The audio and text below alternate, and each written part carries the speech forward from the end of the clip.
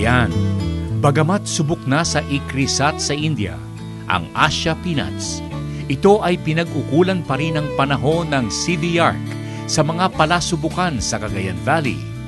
Kung ito ay angkop sa kalagayan ng lupa at kapaligiran sa Cagayan, at kung mapararami ay kayang matugunan ang pangangailangan sa binhi sa pagtatanim ng mani sa Cagayan.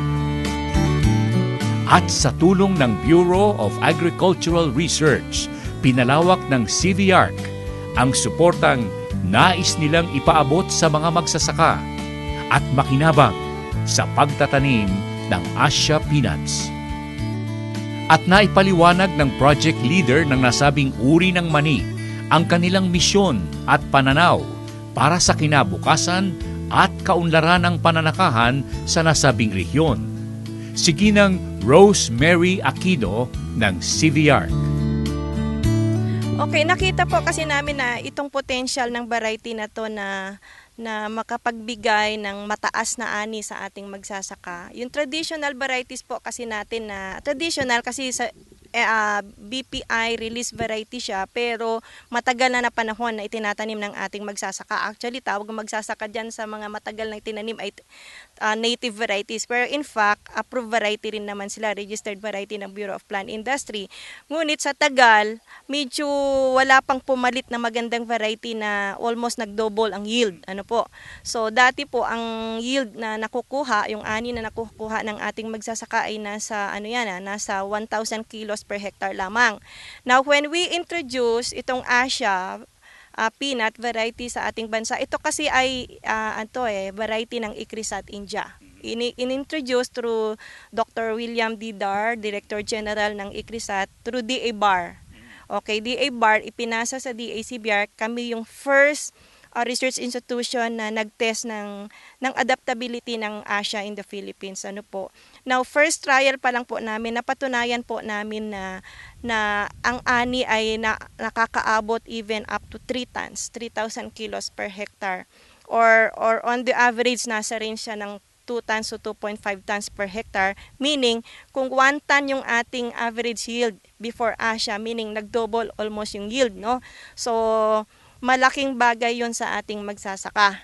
Okay, ngayon, ang dami pong na-introduce na confectionery varieties sa ating bansa prior to Asia. Say, yung sinasabi nyo, the CLSU had produced itong super peanut. Alam ko din yon kasi member po ako ng Legumes Technical Working Group, nasa trial din po yan. Kaya lamang, syempre ang magsasaka hinahanap yung mga registered variety. Now, this Asia is the first registered confectionery variety na sa ating bansa. Tapos, mabilis ang pagtanggap ng magsasaka kasi nga, syempre, ikaw magsasaka, doon ka mabibighani kung may ma-introduce na bagong variety, dapat doon ka mabighani sa laki ng ani. Okay, so, with the production of Asia po kasi, let's say 1,000 kilos difference, no?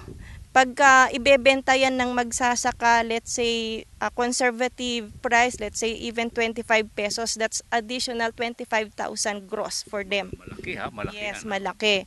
So, yun po yung rason kung bakit pinagtutuunan namin ngayon ang Asia production. Actually nga po, at this point in time, ubos yung aming binhi.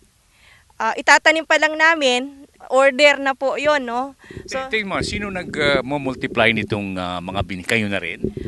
Opo, kasi ang major seed source ngayon ng Asia sa bansang Pilipinas, it's DACBR, ang aking opisina. Although, meron pong kami ngayong programa with DA BAR and that of the OSTP card na tulong-tulong ang ibang regions na ngayon na magpaparami ng binhi nito. So, you mentioned BAR. Ano ang pinakamahalagang role ng BAR dito?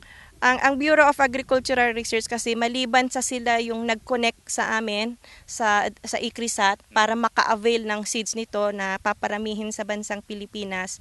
Sila din po yung isa sa funding agency ng seed production ng Asia sa Region 2 at saka now nag-expand na siya into other regions. Let's say Region 1, Region 3, Region 7, 10, and that of Region 5, Bicol Region. Kasi doon sa Sorsogon, for example, ang dami na ring ang dami na ring demand ng Asia seeds. Saka pwedeng-pwede sa kanila, no? Yung ba mga typhoon belt na kagaya nung sa Bicol Region, ibang pang parte ng Pilipinas, pwede yung Asia peanuts na yan? Opo, na-mention mo about typhoon belt. Ito kasing peanut in general, ito yung isang crop na nagsusurvive kung may bagyo. Kasi namumunga lang naman siya sa baba, sa ilalim.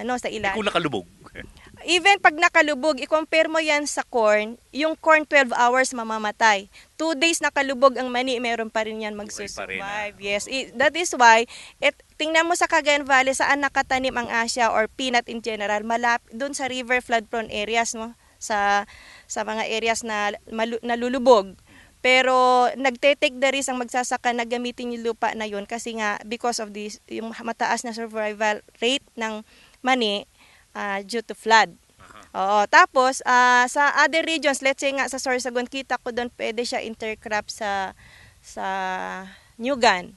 Okay. Pwede yan, ano? Yes, kasi naman pagka hindi masyadong, dapat ba kinakailangan pwede doon sa mga shady areas?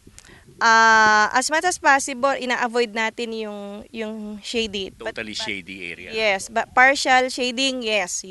Pero meron po kaming corresponding spacing doon sa mga gustong mag-intercrop in between coconut or any plantation crops, fruit trees na dapat itong ating last row ng mani doon sa base crop, let's say coconut, ay dapat 1 to 2 meters away siya doon sa puno. Yes, para ma-avoid yung shading. Okay, meron pang dalawang question ako dito. You mentioned something about confectionery, no? At saka yung Asia. In the first place, what's the meaning of Asia? Ang Asia po it's a Hindu word for hope. Opo, so that is why tinatakan nga namin ito na hope of peanut farmers in the Philippines. Tapos yung confectionery naman, ito yung group ng or classification ng mani na large seeded. Okay, although ito ay matabang, but confectionery for confection purposes, no? Okay, so processing type in general, itong mga confectionery group of peanut. Actually, when we talk of confectionery peanut, tatlo na meron tayo na pa-register sa bansang Pilipinas. Una, yung Namnama 1, which is registered as NSIC PN11.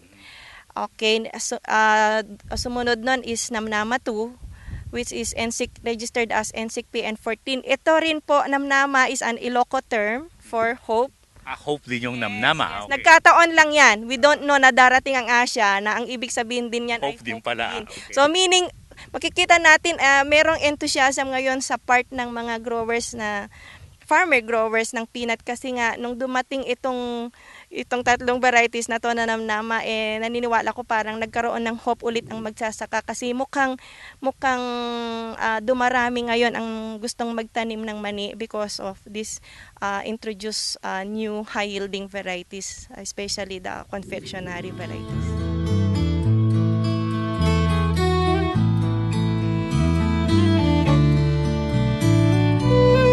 Asia Peanuts, kabayan. Tinawag na NSIC PN15. Isang uri ng mani na pinaunlad sa India, pinarating sa Pilipinas, sinubok at pinaunlad ng CVR ng Department of Agriculture. At ngayoy natatanging uri ng pananim na mani, hindi lamang ng mga magsasaka ng Cagayan Valley, kung hindi ng buong Pilipinas.